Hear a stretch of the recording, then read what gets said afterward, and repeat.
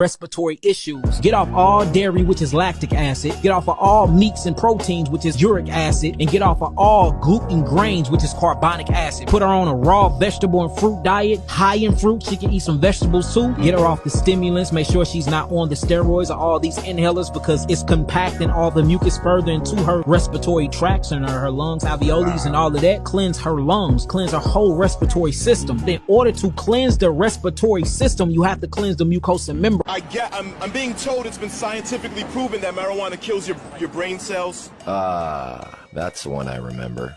Marijuana kills brain cells.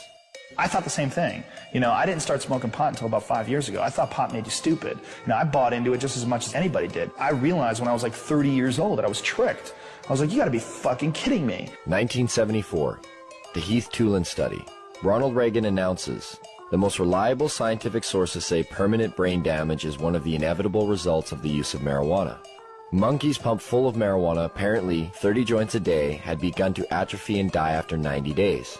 Brain damage was determined after counting the dead brain cells of both monkeys who had been subjected to the marijuana and ones who had not. This study became the foundation of the government, and other special interest groups claim that marijuana kills brain cells. Here's what they didn't tell you.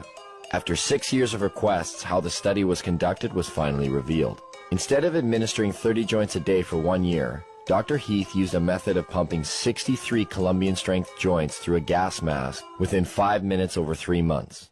They suffocated the monkeys.